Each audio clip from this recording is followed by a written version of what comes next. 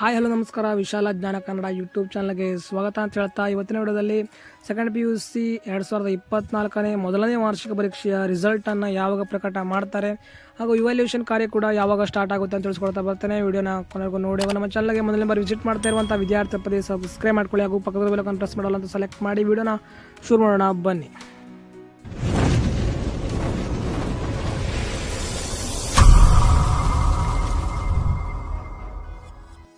Second PUC 2024ನೇ ಒಂದು first exam ಮುಗೀತು.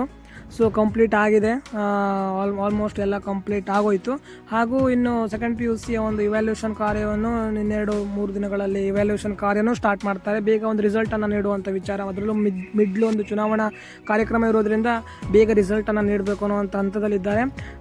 ಒಂದು ವಿಷಯಕ್ಕೆ ಬರೋದಾದರೆ ನಿಮಗೆ ಏಪ್ರಿಲ್ 10ನೇ ತಾರೀಕು ಅಂತಲೂ ಹೇಳ್ಬೋದು ಅಥವಾ ಏಪ್ರಿಲ್ 22ನೇ ತಾರೀಕು ಅಂತಲೂ ಹೇಳ್ಬೋದು. ಅವು ಎಕ್ಸಾಕ್ಟಾಗಿ ಹೇಳಲಿಕ್ಕೆ ಆಗೋದಿಲ್ಲ. ಆದರೂ ಕೂಡ ಏಪ್ರಿಲ್ 10 ಅಥವಾ ಏಪ್ರಿಲ್ 22 ಅಥವಾ ನಿಮಗೆ ಇನ್ನೂ ಹೇಳಬೇಕಂತಂದರೆ ಏಪ್ರಿಲ್ 3ನೇ ವಾರ ಅಂತಲೂ ತಿಳ್ಕೊಳ್ಳಿ.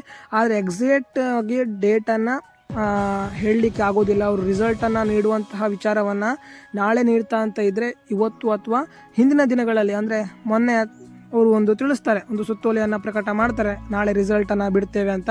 ಸೊ ಎಕ್ಸಾಕ್ಟಾಗಿ ಹೇಳಲಿಕ್ಕಾಗೋದಿಲ್ಲ. ಆದರೆ ಅಂದಾಜಿನ ಪ್ರಕಾರ ಏಪ್ರಿಲ್ 10 ಬರ್ಬೋದು, ಏಪ್ರಿಲ್ 22 ಈ ಒಂದು ಅಥವಾ ಏಪ್ರಿಲ್ 3ನೇ ವಾರ ಕೂಡ ರಿಸಲ್ಟನ್ನು ತಿಳಿಸುವಂತಹ ಚಾನ್ಸಸ್ ಇದೆ.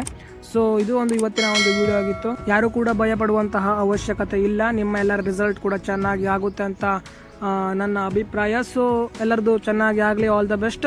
ರಿಸಲ್ಟ್ ಇನ್ನೇನು ಬೇಗ ಪ್ರಕಟ ಮಾಡ್ತಾರೆ. ಆವಾಗಲೇ ಹೇಳ್ದಂಗೆ ಅವರು ಎಕ್ಸಾಕ್ಟಾಗಿ ಒಂದು ಡೇಟನ್ನು ಹೇಳಲಿಕ್ಕೆ ಸಾಧ್ಯ ಆಗೋದಿಲ್ಲ. ಸೊ ಆದರೆ ನಿಮಗೆ ಅಂದಾಜಿನ ಪ್ರಕಾರ ಹೇಳಾಗಿದೆ. ಸೊ ಇದು ಇವತ್ತಿನ ಒಂದು ಮಾಹಿತಿ ಆಗಿತ್ತು. ನಮ್ಮ ಚಾನಲ್ಗೆ ಏನು ಸಬ್ಸ್ಕ್ರೈಬ್ ಮಾಡದೇ ಇರುವಂಥ ವಿದ್ಯಾರ್ಥಿ ಪದೇ ಸಬ್ಸ್ಕ್ರೈಬ್ ಮಾಡ್ಕೊಳ್ಳಿ. ರಿಸಲ್ಟ್ ಬಂದ ನಂತರ ಪಟ್ಟನೆ ವಿಡಿಯೋ ಮಾಡಲಿಕ್ಕೆ ಪಕ್ಕದ ಬೆಲ್ ಪ್ರೆಸ್ ಮಾಡಲ್ಲ ಅಂತ ಸೆಲೆಕ್ಟ್ ಮಾಡಿಟ್ಕೊಳ್ಳಿ. ಸೊ ಮುಂದೆ ಮತ್ತೆ ಸಿಗೋಣ. ಜೈ ಹಿಂದ್, ವಂದೇ ಮಾತರಂ.